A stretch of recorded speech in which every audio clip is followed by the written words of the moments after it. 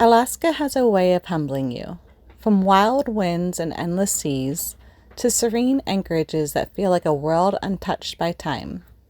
This week, we sail through some of Southeast Alaska's most remote and beautiful waters, catch our biggest crab haul yet, and navigate the iconic Wrangell Narrows.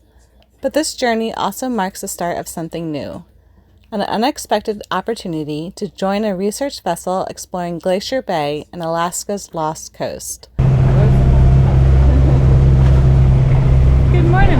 So we just left our little anchorage called Meyers Cove. We had stayed in Ketchikan the past few days and now making our way up north. So stayed in Meyers Cove last night and it was packed anchorage. But there's some strong winds coming in, and we were planning to leave this morning anyway. But it was really interesting because it was like a mass exodus. Everybody's trying to hit the currents at the same time. And we're the only one with a sail out. It's blowing like 26 knots. There's a couple sailboats and they're just beating into it, but we decided to sail, go a little bit faster. So yeah, we still have the engine running right now. Just the backup, but since we're so close to so many boats, but everybody looks like they're heading the same direction, so we'll see. Hopefully we can beat them with our sail out, because nobody else is putting a sail out yet. Everybody's pointing up, and I'm surprised I don't see a sail out yet, so I don't know. I'd say put the sails out. Yeah, the winds are supposed to get stronger tomorrow. I think there's a gale warning for tomorrow, so it's good that we're out of here. We'll be in the protected anchorages up behind the hills. Anyway, sailing along. Alaska doesn't give anything away for free. As we sailed into the Clarence Strait, the winds hit hard, and the seas reminded us why this coastline is both breathtaking and demanding. But every challenge brings us closer to the moments we live for.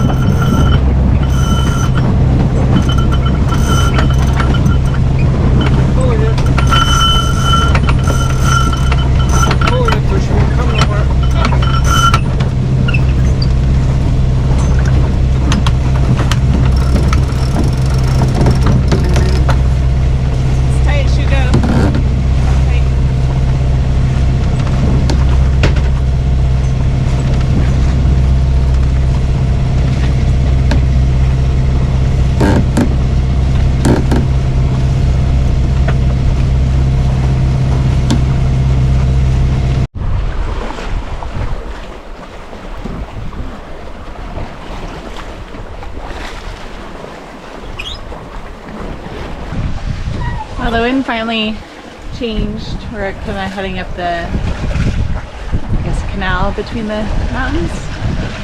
So obviously it changed and it's coming from behind us now too. It's a beautiful day. Lots of beautiful sceneries and beautiful rocks with trees outside.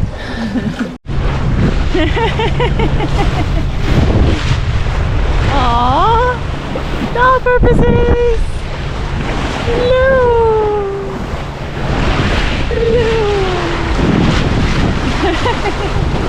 So speedy. So speedy. Oh, hi. Come back, come back.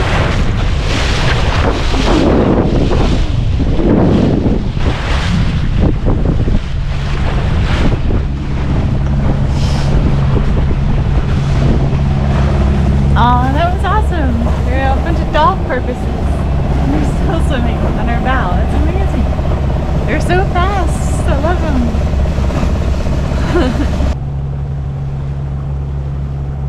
Santa Anna Inlet greeted us with peaceful waters and endless green, a perfect reminder of why we love exploring these remote places. After a long sail, this felt like an oasis. Alright, so woke up this morning. It's a beautiful day here in the little bay that we're in, which I don't even remember the name of right now. But not a cloud in the sky and the sun is super warm. So I think we're gonna go pick up some crab. hopefully we'll see what we get.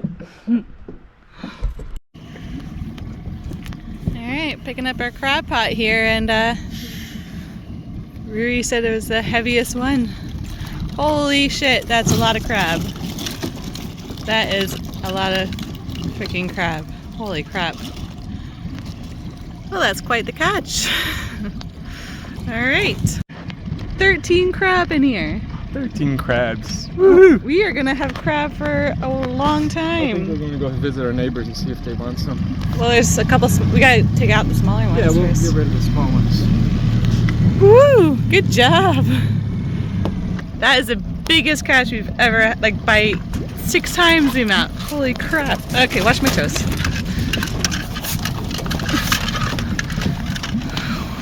Yeah, that's a lot of crab. Alright, so yeah, that was a big win in the crab pot with so many crab. We actually just handed our neighbors on the boat next to us, what, like 4 crab? 3 or 4 crab? We gave them about 5. 5. We gave them 5 of the crab, and they had just caught a huge halibut. So they actually gave us some lovely halibut for dinner. It's a nice trade. And we kept 5 crabs. And we kept 5 crab, yeah. Like there's only 1 female in it. In the whole basket that we caught with 13, there was only 1 female. She was full of eggs, and she's back in the water. And of course, I threw in the other small ones as well. How many small ones were there? 2. Two 2 were below regulation size, and we kept 5. We have 5 crabs. This is It's a feast. yeah. Just this catch alone paid for all our gear to go Yeah. crab fishing. Yeah, If you that's think of true. the I didn't think about costs. that. Yeah, so definitely worth it. If you're up here, get yourself a crab trap and throw your food scraps, whatever, into the crabs will eat anything. Yeah. Yeah, the lady on the boat next to us, she's a filleter. She's actually still filleting the halibut right now. I mean, it was huge. How much did you say? 150-pound halibut? That one? She No, said that one's like a 50-pound halibut. No, she said that. I don't know. Okay, yeah, but still massive. She said when they were in Glacier Bay, they caught a halibut that was 5'7", so it was absolutely massive. Anyway, they're very good at catching halibut and very good at catching prawn. But we offered them some crab, so yeah, we have lots of crab meals coming up now. Yeah. Knowing what I know about prawn fishing and how big they are, I think our next thing is going to be to get a prawn trap. Well, we're not up here long enough, though. Yeah, well, we'll see if we have any space for a Prawns prawn are trap. very expensive. Yeah, I mean, they're catching, they said they're catching the really big prawns, too, so quite nice. But you have to go quite deep. They said 300 feet deep is where they set their traps here. And we just set this crab trap in about 50 feet, and the lady said that people haven't caught crab here in years. She said lots of expert crab fishermen come up here, and they've only caught 2 at a time. So for us to catch 13 was a big win.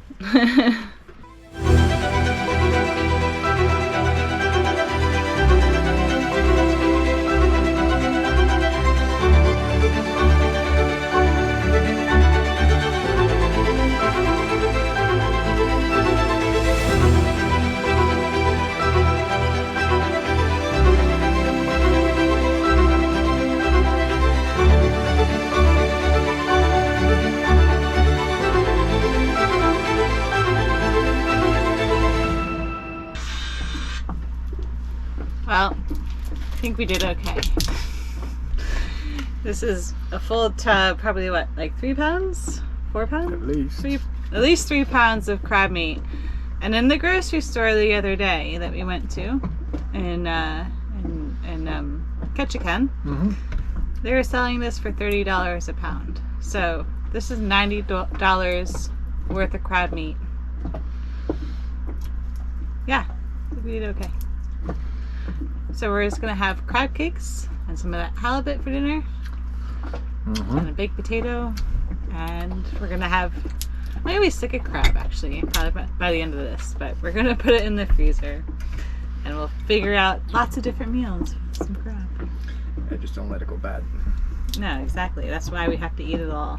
Yeah. Like in the next few days. Which. Give me a spoon. Give you a spoon and some butter. It'll be fine. You did all the work, now you just have to eat it. Well, if you ever want a snack, there's some crab. Crab's egg benedict, crab cakes. I always say crab. Oh, I love crab cakes. Yeah, I'm just gonna go look up lots of recipes for crab. You like crab cakes? I love crab cakes. Crab cake sandwiches. Ooh, that sounds really good too. Oh, see, so many good things. Good. Good. That's what I want to hear.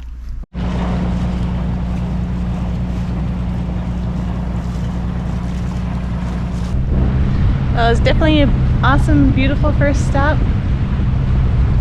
A lot of crabs. But, yeah. But, time to move on. So we're going to try and head up to Wrangell today. We'll see. It's about 8 hours away. We might stop along the way. We'll decide.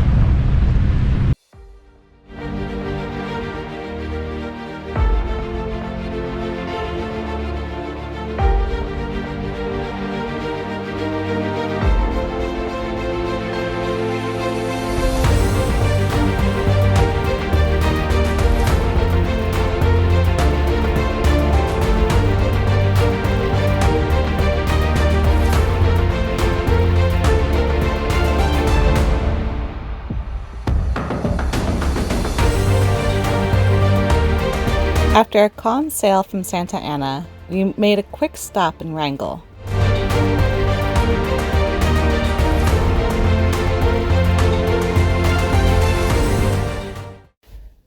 We arrived at Deception Cove and dropped anchor in a still, sheltered bay. It was here, tucked away from the world, that I received an unexpected message. A research vessel needed crew for a 2-week trip into Glacier Bay and beyond. With a renowned glacier expert leading the expedition, it felt like an opportunity I couldn't pass up.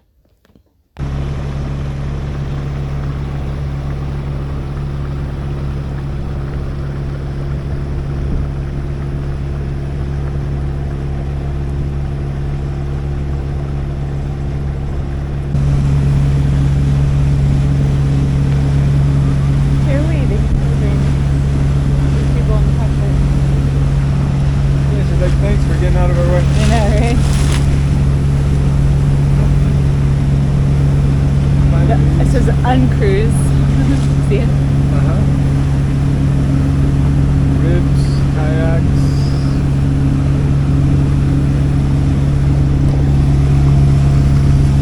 Alright, so we're heading down the Wrangell Narrows, and it's already been pretty busy.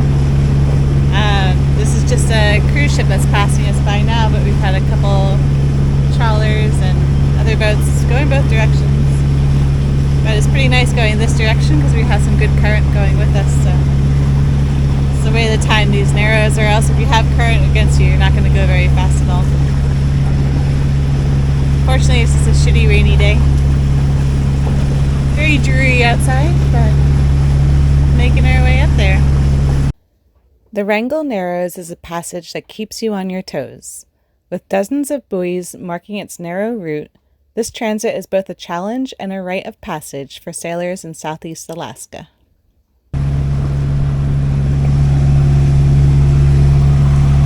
definitely amazing how much pressure the narrower areas of this channel kind of make the water flow through. Doing like a knot and a half of current. And this is even at the strongest time. Kind of went a little bit past the strongest time, so I can imagine how much current you'd have going with you then.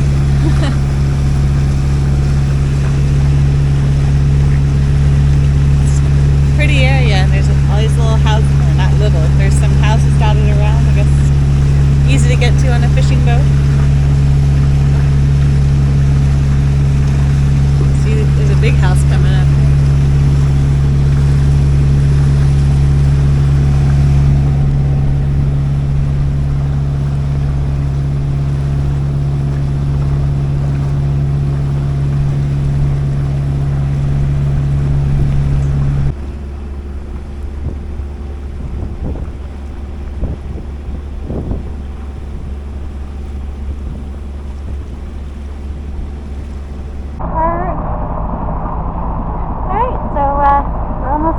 Petersburg, or we are in Petersburg, just almost to our marina that we're going to tie up in.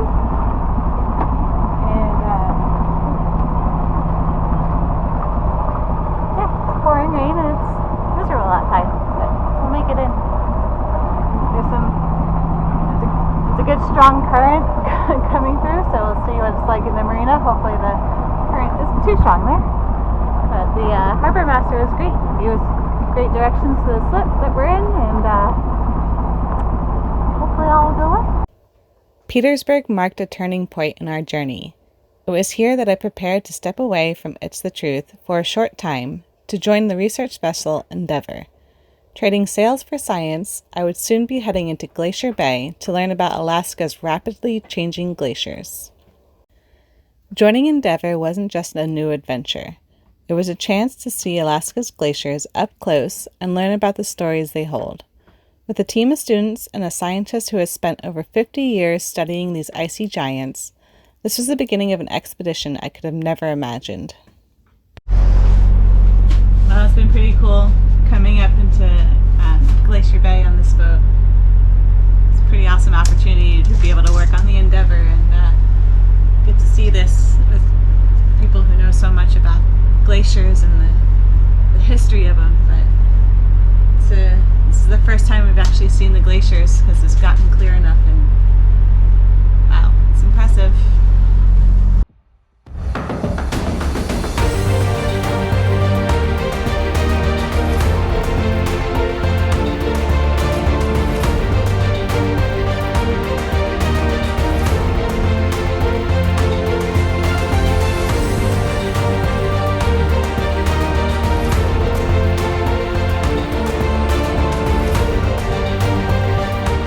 These glaciers are more than just ice. They're records of a changing world, and I'm so grateful to be a part of a team working to understand them. But this is just the start of my journey aboard Endeavour. These 2 weeks aboard Endeavour will take us to places few have ever seen. Remote coastlines, calving glaciers, and wild landscapes that define Alaska's untamed beauty. In the next video, I'll take you aboard this incredible vessel, exploring the life of the crew and the breathtaking places we're visiting. Until next time, cheers!